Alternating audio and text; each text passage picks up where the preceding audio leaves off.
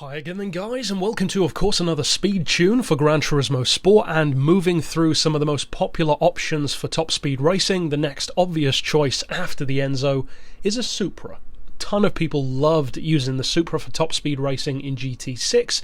I have no doubt that's still going to be the case, especially given how good the Supra is still compared to many of the hypercars and supercars and even stuff like Le Mans prototypes for top end speed. Now, as far as the tuning, it's actually simpler now to tune this than it was in the previous game, because you had to choose stuff like the mid-range turbo, which gave you great mid-range acceleration, but it was very sluggish at low speeds, or do you want the high-end turbo, which gives you less power, but it could be good overall, all those kind of options. Now, for better or worse, those options are gone. So I'd recommend increasing the power as high as it can go, dropping the weight as much as it can go. As far as traction control, I'd recommend having it turned off. Some people might want it on a little bit for off the line, but you don't really need it, to be honest, not on this track at least, which is of course Route X. As far as tyres, I would recommend super softs. Of course, if you've got tyre wear turned on, then you don't want those because they wear out very quickly, but if tyre wear is not an issue, then they do give you, of course, the maximum grip. And before we go any further, I do want to point out, many people like to say, oh, my tune goes this fast, my tune goes that fast, and it's always higher than the video itself, of course.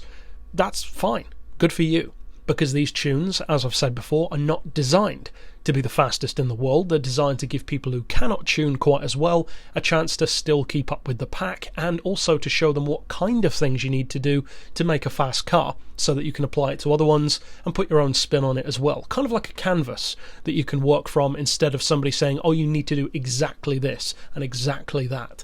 So as far as the suspension goes, I've dropped the ride height a little bit to 120mm, not as low as you might assume. And the reason for that is because in conjunction with the other things that I've done, such as making the springs as high as possible, but then making the dampers and the anti-roll as low as possible, it actually makes the car really stable through corners. You can get right down into the bottom of the corner and still have good handling, whereas a lot of cars can only run on the outside. And many of you guys who raced with me and use my tunes for GT6 will of course remember that sometimes going to the bottom of the road on the curve can mean the difference between first and second place. Now, as far as the rest of the suspension, I've got neutral camber and toe. Neutral camber is not the usual thing that we do for a Supra, so if you find that it's not stable enough for you, then you could try it on 1 degree, maybe even 2. You don't really need to go any higher than that though. As far as the diff, I've got the lowest initial torque and braking, the highest acceleration.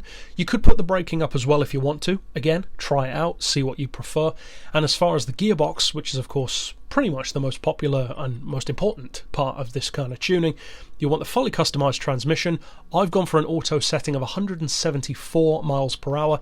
Then for the individual gears, as you can see, very high first gear, 100 miles per hour in first is very high. So 2.5 for first, then 1.9, 1.5, 12.25, 10.25 and 8.10 for the last gear. And then for the final drive itself, I've gone for 2. As I always say, feel free to mess around with those numbers, because if you try something else and it doesn't work as well, you can just come back to this video, do this again, and you're well on the way. So that's it for the tune itself. There is plenty of room for variation, and I do encourage that. By all means, try to make it even quicker. But what you want to see, of course, is can it go that fast in action? Now, the simple answer, of course, is yes, it can go that fast. 268 is not the quickest in the game, and I have no doubt it's not the absolute quickest of any Supra. You could probably pile on maybe 4 or 5 miles per hour more if you spent a long time tuning it, or compiled other people's tunes and put them together, but this one certainly gives you a good amount of performance and ability straight off the bat to work with. But also, unlike many other people's tunes, this is designed for handling as well.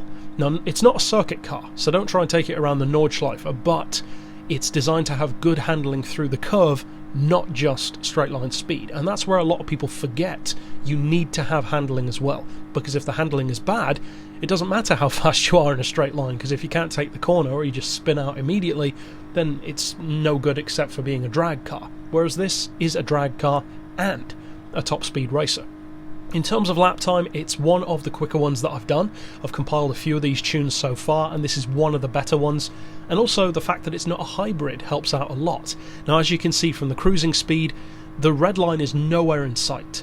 And that's a great thing for the Supra, because it means that if you do come across something even quicker, like an Enzo or a Nismo GTR, you can use that slipstream range to still keep up with them and slingshot past them. So if you do decide to use this tune for your Supra, I hope of course you have a ton of fun with it. You can definitely win events with it, especially against other JDM cars. And that's it for this build. So of course click here on screen to see all of my other speed tunes and various other types of tune as well. And for now, as always, thanks for watching.